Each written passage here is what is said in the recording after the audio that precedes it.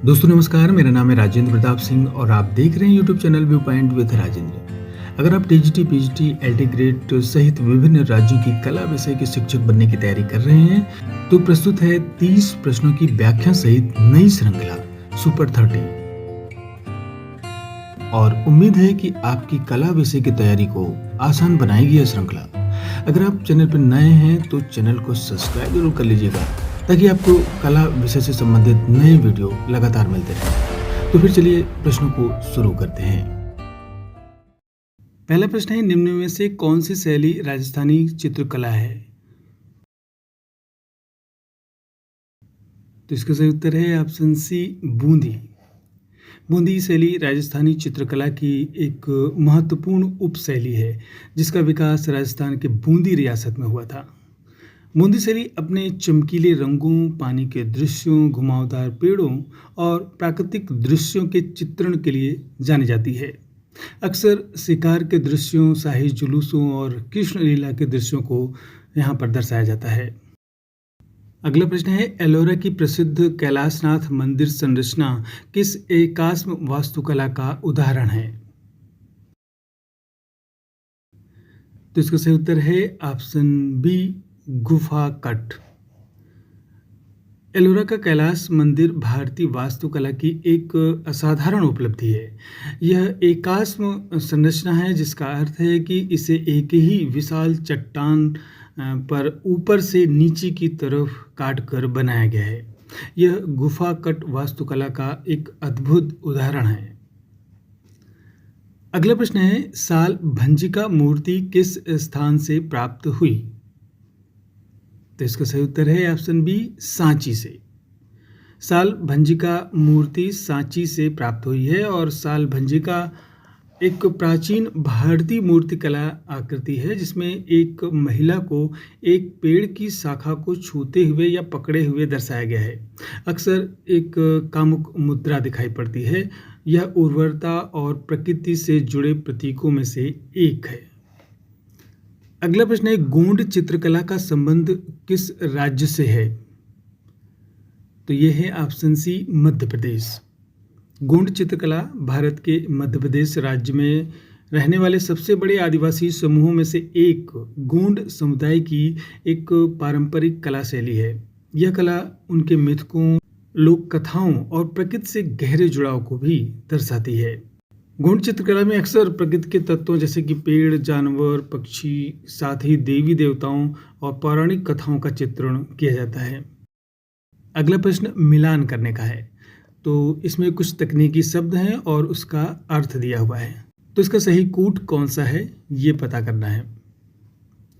तो इसका सही कूट है ऑप्शन ए। वेनिसिंग पॉइंट परिप्रेक्ष्य ड्राइंग में वह बिंदु है जहां सभी समानांतर रेखाएं क्षितिज पर मिलती हुई प्रतीत होती हैं, जिससे गहराई का भ्रम पैदा होता है। हाइलाइट यह किसी चित्र में वह सबसे चमकीला क्षेत्र होता है जहां प्रकाश सीधे वस्तु पर पड़ रहा होता है, जो चमक और त्रिआयामिता को दर्शाता है।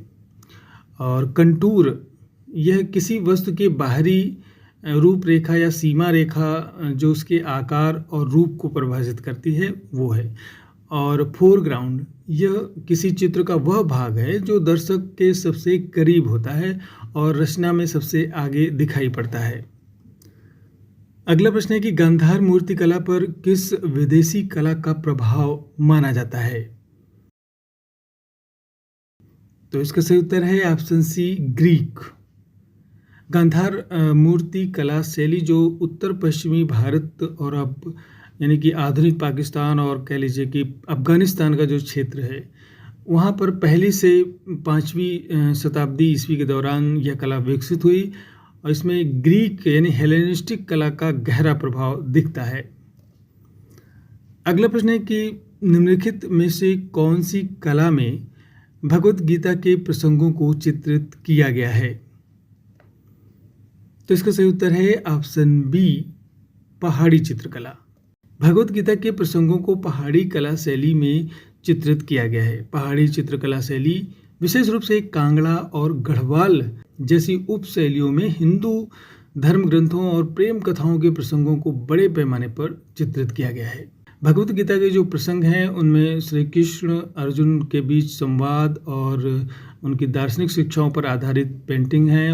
और पहाड़ी कलाकारों ने इन चित्रों में भक्ति रस, शांत वातावरण और प्रकृति के साथ मानवीय भावनाओं का सामंजस्यपूर्ण चित्रण किया है। अगला प्रश्न है, चोल काल की मूर्तियां सामान्यतः किस धातु से निर्मित होती थी? तो इसका सही उत्तर है कि ऑप्शन बी, कांस्य। चोल राजवंश दक्षिण भारतीय कला के इतिहास में कांस्य मूर्ति कला के लिए स्वर्ण युग के रूप में जाना जाता है। चोल शासक कला के महान संरक्षक थे और उनके शासनकाल में भगवान शिव, पार्वती, विष्णु और विशेष रूप से नटराज जैसे मूर्तियां या कांस्य मूर्तियां बनाई गईं। इन मूर्तियों को लास्ट वैक्स पद्धति या विधि से बनाया गया था। अगला प्रश्न है कि किस चित्रकला शैली में बादलों, फूलों और पेड़ों को अत्यंत अलंकरणात्मक शैली में दिखाया गया है? तो इसका सही उत्तर है ऑप्शन ए, कांगड़ा शैली में। पहाड़ी चित्रकला की जो कांगड़ा शैली है अपनी सूक्ष्मता, गीतात्मकता और प्राकृतिक दृश्यों के अत्यंत सुंदर और अलंकरणात्मक चित्रण के लिए जानी जाती है। इस शैली में बादलों को अक्सर घुमावदार, लहरदार और सजे हुए रूप में, फूलों को विस्तृत और नाजुक पैटर्न में और पेड़ों की पत्तियों और शाखाओं के जटिल विन्यास के साथ दिखाया गया है। यह अलंकरण शैली कांगड़ा चित्रों को एक विशिष्ट सौंदर्य और कोमलता प्रदान करती है, जिससे वे अन्य भारतीय शैलियों से अलग नजर आते हैं। अगला प्रश्न है कि भरहुत और सांची की मूर्तियों की एक प्रमुख विशेषता क्या है? तो इसका सही उत्तर है ऑप्शन सी, कथा चित्रण। भरहुत और सांची दोनों प्राचीन बौद्ध स्तूप स्थल हैं और जो अपनी प्रारंभिक भारतीय मूर्ति कला के लिए प्रसिद्ध हैं। इन स्थलों से प्राप्त मूर्तियों की एक प्रमुख विशेषता कथा चित्रण है, यानी जो स्तूप बने हुए हैं उनकी रेलिंग और उनके तोरण द्वारों पर जातक कथाओं यानी कि बुद्ध के पिछले जन्मों की जो कहानियां हैं उनका चित्रण किया गया है और बुद्ध के जीवन की घटनाएं जो भी हैं उन सबको तराशा गया है। इन दृश्यों में मानवीय आकृतियों, पशुओं और वनस्पतियों का उपयोग करके जटिल कहानियों को दर्शाने का प्रयास किया गया है। अगला प्रश्न है कि अमरावती कला शैली का उद्भव किस नदी के किनारे हुआ? तो यह है ऑप्शन ए, कृष्णा नदी। अमरावती कला शैली का उद्भव कृष्णा नदी के किनारे विशेष रूप से आंध्र प्रदेश के अमरावती क्षेत्र में हुआ था और यह शैली सातवाहन वंश के संरक्षण में विकसित हुई और ईसा पूर्व 2री शताब्दी से 3री शताब्दी तक फली फूली। अमरावती स्तूप जो अब एक मतलब ध्वस्त अवस्था में है, इस शैली का एक प्रमुख केंद्र हुआ करता था। अगला प्रश्न है कि चित्रकला में ताजे रंगों के साथ पशु, देवी देवता और लोक कथाएं चित्रित होती हैं। तो इसका सही उत्तर है ऑप्शन डी, पटचित्र। पटचित्र एक पारंपरिक कपड़ा आधारित चित्रकला है जो मुख्य रूप से उड़ीसा और पश्चिम बंगाल में प्रचलित थी। इस शैली की प्रमुख विशेषता यह है कि इसमें चमकीले और ताजे रंगों का उपयोग करके चित्रण कार्य किया जाता था। पटचित्र में मुख्य रूप से हिंदू देवी देवताओं, पौराणिक कथाओं और यहाँ तक कि लोक कथाओं और पशुओं के दृश्यों को बहुत ही सुंदर ढंग से चित्रित किया जाता था। अगला प्रश्न है कि ग्रिड विधि का प्रयोग किस उद्देश्य के लिए किया जाता है? तो इसका सही उत्तर है ऑप्शन बी, चित्रों को बड़ा या छोटा करने के लिए। ग्रिड विधि चित्रकला में एक लोकप्रिय विधि है जिसका उपयोग किसी संदर्भ छवि को एक अलग प्रकार की सतह पर सटीक रूप से स्थानांतरित करने या फिर उसका आकार बदलने के लिए किया जाता है। इसमें मूल छवि और जिस सतह पर चित्र बनाना है दोनों पर एक ग्रिड यानी समान आकार के वर्गों का जाल बनाया जाता है। फिर कलाकार प्रत्येक वर्ग में मौजूद विवरण को एक एक करके एक नए ग्रिड पर कॉपी करता है। यह विधि सुनिश्चित करती है कि मूल छवि के अनुपात और विवरण सटीक रूप से नए आकार में बनाए रखें, चाहे वो उसे कितना भी बड़ा किया जाए या छोटा किया जाए। अगला प्रश्न है कि एक बिंदु परिप्रेक्ष्य में सभी रेखाएं किस दिशा में मिलती हैं? तो इसका सही उत्तर है ऑप्शन बी, क्षितिज रेखा के एक बिंदु पर। एक बिंदु परिप्रेक्ष्य एक ड्राइंग तकनीक है जिसका उपयोग गहराई और त्रिआयामिता का भ्रम पैदा करने के लिए किया जाता है। इस तकनीक में सभी समानांतर रेखाएं जो दर्शक से दूर जाती हुई प्रतीत होती हैं, क्षैतिज रेखा पर एक ही बिंदु पर मिलती हैं और दिखाई देती हैं, जिसे वैनिशिंग पॉइंट कहा जाता है। अगला प्रश्न है कि हाइलाइट शब्द चित्रकला में किसे दर्शाता है? तो यह है ऑप्शन सी, सबसे उजला हिस्सा। चित्रकला में हाइलाइट किसी वस्तु या दृश्य में उस क्षेत्र को संदर्भित करता है जहां प्रकाश का स्रोत सीधे और सबसे तीव्र रूप से पड़ रहा होता है। यह किसी भी रंग या टोन का सबसे उजला हिस्सा होता है। हाइलाइट्स का प्रभावी उपयोग किसी वस्तु को त्रिआयामिता, चमक और यथार्थवाद प्रदान करता है। अगला प्रश्न है, फोरग्राउंड का अर्थ होता है। तो इसका सही उत्तर है ऑप्शन सी, अग्रभाग, यानी दर्शक के जो सबसे निकट का भाग होता है। तो चित्रकला में फोरग्राउंड किसी कलाकृति का वह भाग होता है जो दर्शक के सबसे निकट का भाग होता है और रचना में सबसे आगे दिखाई देता है। अगला प्रश्न है, ब्लेंडिंग स्टंप उपकरण किसके लिए प्रयोग होता है? तो इसका सही उत्तर है ऑप्शन बी, स्केच में स्मंजिंग के लिए। ब्लेंडिंग स्टंप एक बेलनाकार नुकीला उपकरण होता है। ब्लेंडिंग स्टंप का उपयोग मुख्य रूप से पेंसिल, चारकोल, पेस्ट और क्रेयॉन ड्राइंग को रंगने को आपस में मिलाने के लिए, यानी ब्लेंड करने के लिए, धुंधला प्रभाव बनाने के लिए किया जाता है। यह कलाकार की उंगलियों की तुलना में अधिक सटीक और नियंत्रित स्मंजिंग प्रदान करता है। अगला प्रश्न है कि पर्सपेक्टिव तकनीक मुख्यतः किसके लिए प्रयुक्त होती है? तो इसका सही उत्तर है ऑप्शन बी, दूरी और गहराई के आभास के लिए। पर्सपेक्टिव चित्रकला में एक तकनीकी विधि है जिसका उपयोग एक सपाट दो आयामी सतह पर त्रिआयामी स्थान या दूरी या गहराई का भ्रम पैदा करने के लिए किया जाता है। यह वस्तुओं को इस तरह से चित्रित करने पर आधारित है कि जैसे वे मानव की आंख द्वारा देखी जाती हैं, अर्थात दूर की वस्तुएं छोटी दिखाई देती हैं और समानांतर रेखाएं एक बिंदु पर मिलती हुई प्रतीत होती हैं। अगला प्रश्न है कि निम्न में से कौन सा एक तकनीकी शब्द चित्रकला में नहीं आता है? तो इसका सही उत्तर है ऑप्शन सी, कैंडलिंग। कैंडलिंग शब्द सामान्यतः चित्रकला में उपयोग नहीं होता है। यह अक्सर अंडे या अन्य पारभासी वस्तुओं की जांच के लिए प्रकाश स्रोत का उपयोग करने की प्रक्रिया को संदर्भित करता है। अगला प्रश्न है, कथन और कारण पर आधारित है। कथन है, रेखा चित्रण में ग्रेडेड पेंसिलें उपयुक्त होती हैं, और इसका कारण है कि ग्रेडेड पेंसिलों से टोनल वेरिएशन प्राप्त होता है। तो इसका सही उत्तर है ऑप्शन ए, यानी कि जो कथन है वो सही है और इसका जो कारण दिया गया है वो भी सही है। रेखा चित्रण में ग्रेडेड पेंसिलें जैसे कि 2H, H, 2B, 6B, 10B, 8B, ये पेंसिलें काफ़ी उपयुक्त होती हैं। इसका कारण यह है कि ये पेंसिलें विभिन्न कठोरता और कोमलता प्रदान करती हैं, जिससे विभिन्न डिग्री के अंधेरे या हल्केपन का जो है वेरिएशन निकल के आता है।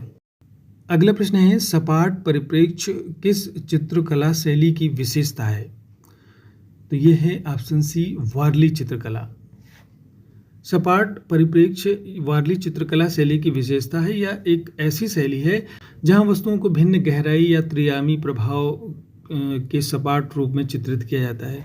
वारली चित्रकला महाराष्ट्र की वर्ली जनजाति की एक पारंपरिक कला है। इसकी एक उत्कृष्ट विशेषता यह है कि वारली चित्रकला में मानव आकृतियों, जानवरों और ग्रामीण जीवन के दृश्यों को ज्यामितीय आकृतियों और सरल रेखाओं के उपयोग से दर्शाया जाता है। अगला प्रश्न है कि निम्न में से कौन सा उपकरण चित्र की माप अनुपात जांचने में उपयोगी है? तो ये है ऑप्शन सी, डिवाइडर। डिवाइडर एक तकनीकी उपकरण है जिसका उपयोग चित्रकला, वास्तुकला और इंजीनियरिंग में माप लेने और अनुपात की जांच करने के लिए किया जाता है। इसमें दो नुकीले पैर होते हैं जो एक हिज से जुड़े होते हैं, जिससे उन्हें अलग-अलग कोणों पर खोला जा सकता है। कलाकार इसका उपयोग मूल संदर्भ से किसी वस्तु या विवरण की दूरी को मापने और फिर उसे अपने स्केल या ड्राइंग पर सही अनुपात में स्थानांतरित करने के लिए करते हैं। अगला प्रश्न है, 3 बिंदु परिप्रेक्ष्य का उपयोग किस में होता है? तो इसका सही उत्तर है ऑप्शन बी, वास्तुकला संबंधी चित्रों में। 3 बिंदु परिप्रेक्ष्य एक उन्नत परिप्रेक्ष्य तकनीकी है जिसका उपयोग विशेष रूप से वास्तुकला संबंधी चित्रों और ऊंची नीची इमारतों जैसे कि जटिल संरचनाओं को चित्रित करने के लिए किया जाता है। इस परिप्रेक्ष्य में क्षैतिज रेखा पर 2 वैनिशिंग पॉइंट के अलावा तीसरा वैनिशिंग पॉइंट लंबवत दिशा में होता है। अगला प्रश्न है कि रेखांश चित्रण में किसका ध्यान रखा जाता है? तो यह है ऑप्शन बी, केवल बाहरी रेखाओं का। रेखांश चित्रण एक ड्राइंग तकनीक है जिसमें किसी वस्तु के बाहरी और आंतरिक रूपरेखाओं को निरंतर रेखाओं का उपयोग करके दर्शाया जाता है। क्रॉस हैचिंग तकनीक का उद्देश्य है। तो इसका सही उत्तर है ऑप्शन बी, रेखाओं से छाया उत्पन्न करना। क्रॉस हैचिंग ड्राइंग में एक छायांकन की तकनीक है जहां छाया और टोनल मूल्य बनाने के लिए 2 या 2 से अधिक दिशाओं में समानांतर रेखाओं के सेट को एक दूसरे के ऊपर काटा जाता है। रेखाओं की निकटता और परतों की संख्या यह निर्धारित करती है कि छाया कितनी हल्की या गहरी होगी। यह तकनीकी न केवल छाया पैदा करती है बल्कि किसी वस्तु की बनावट और त्रिआयामिता का भ्रम भी पैदा करती है। अगला प्रश्न है, परिप्रेक्ष्य चित्रण में वैनिशिंग पॉइंट किसे कहते हैं? तो इसका सही उत्तर है ऑप्शन सी, जहां समानांतर रेखाएं मिलती हुई प्रतीत होती हैं। परिप्रेक्ष्य चित्रण में वैनिशिंग पॉइंट एक काल्पनिक बिंदु होता है जो क्षैतिज रेखा पर स्थित होता है। यह वह बिंदु है जहां से सभी समानांतर रेखाएं जो दर्शकों से दूर जाती हुई दिखाई देती हैं। वैनिशिंग पॉइंट का उपयोग चित्र में गहराई या दूरी और त्रिआयामिता का भ्रम पैदा करने के लिए किया जाता है। अगला प्रश्न है कि निम्न में से कौन सा परिप्रेक्ष्य तकनीक का अंग नहीं है? तो इसका सही उत्तर है ऑप्शन बी, संतुलन बिंदु। संतुलन बिंदु चित्रकला के संयोजन सिद्धांतों में से एक है जो दृश्य भार के वितरण से संबंधित है। अगला प्रश्न है, स्केल और प्रोपोर्शन के बीच का अंतर है। तो ये है ऑप्शन बी, स्केल आकार की तुलना और प्रोपोर्शन आपसी संबंध। स्केल और प्रोपोर्शन चित्रकला और डिज़ाइन में 2 अलग अलग लेकिन संबंधित अवधारणाएं हैं। स्केल किसी वस्तु या चित्र के कुल आकार को संदर्भित करता है, विशेष रूप से किसी ज्ञात वस्तु या वास्तविक दुनिया के आकार के सापेक्ष। यह बताता है कि कोई चीज़ कितनी बड़ी या छोटी है। प्रोपोर्शन किसी कलाकृति के विभिन्न भागों या तत्वों के बीच के आकार के आपसी संबंध को संदर्भित करता है। अगला प्रश्न है, निम्नलिखित में से कौन सा चित्र उपकरण ग्रेडेड पेंसिल के लिए प्रयोग होता है? तो इसका सही उत्तर है ऑप्शन बी, टार्टलियन। टार्टलियन चित्र उपकरण ग्रेडेड पेंसिल के लिए उपयोग होता है, जैसे कि ग्रेडेड पेंसिलें HB, B2H या 2B जैसी विभिन्न टोन और छायांकन प्रभाव बनाने के लिए उपयोग की जाती हैं। टार्टलियन एक बेलनाकार नुकीला उपकरण है। यह विशेष रूप से ग्रेडेड पेंसिल, चारकोल और पेस्टल के साथ बनाए गए निशानों को स्पंज करने और ब्लेंड करने के कार्य हेतु आता है। अगला प्रश्न है, एरियल परिप्रेक्ष्य का प्रयोग किस में किया जाता है? तो इसका सही उत्तर है ऑप्शन ए, दृश्य में गहराई और धुंधलापन दिखाने के लिए। एरियल परिप्रेक्ष्य का प्रयोग चित्रकला में गहराई और धुंधलापन दिखाने के लिए किया जाता है। यह वातावरण में मौजूद कण दूर की वस्तुओं को धुंधला करके हल्के और नीले रंग में दिखाते हैं, जिससे वस्तुएं दर्शक से दूर जाती हुई उनके रंग फीके पड़ते जाते हैं। इस तकनीक का उपयोग अक्सर परिदृश्य चित्रों में दूर के पहाड़ी या क्षितिज को दर्शाने के लिए किया जाता है। तो ये थे कुल 30 प्रश्न। उम्मीद है आपने सारे प्रश्नों को हल किया होगा और ध्यान से सुना होगा। अगर आप चाहें तो इसे फिर से सुन सकते हैं। तो फिर आज बस इतना ही। मिलते हैं अगले वीडियो में 30 नए प्रश्नों के साथ। नमस्कार।